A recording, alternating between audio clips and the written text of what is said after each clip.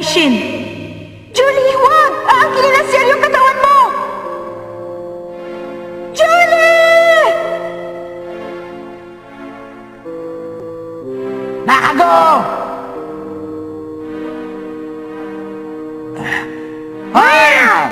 Sina Tasky at Chichiri naman ay lumitaw mula sa mahiwagang aklat ng langit at lupa upang tulungan si Miyaka.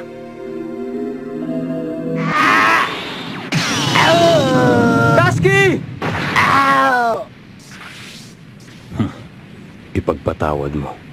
Nawala sa aking isipan na kayo'y mga ordinaryong nilalang na lamang. Dapat siguro'y naging mahinahon ako. Hindi mo ba nakikita, Tasky? Sinambit na ni Julie ang huling kahilingan.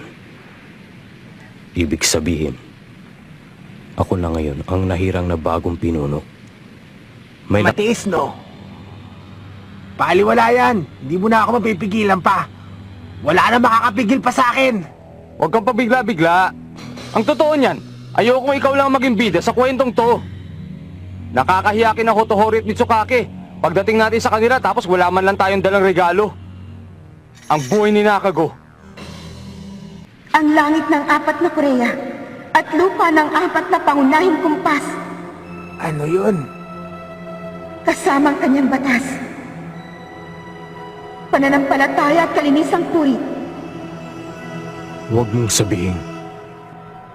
Ipinaalam ko sa inyo, Suzaku, tagapangalaga ng aming timog. Ang orasyon. Para tawagin ng Suzaku.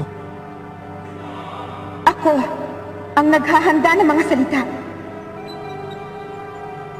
Habang bumababa ka mula sa kalangitan papunta dito sa lupa upang tulungan ang mga taong nangangailangan ng iyong kalinga at makatarungang pagmamahal. Wasakin mo ang lahat ng kasamaan at ibsan ang aming pagdurusa sa pamamagitan ng iyong kapangyarihan. Tampalasan. Sumpay ng dalagang yan.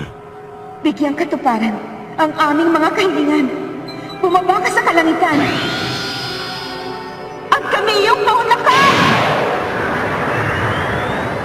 Ang huling kahilingan. Iginawad ni Julie ang kapangyarihan kay Miyaka upang matawag ang kanilang Suzaku.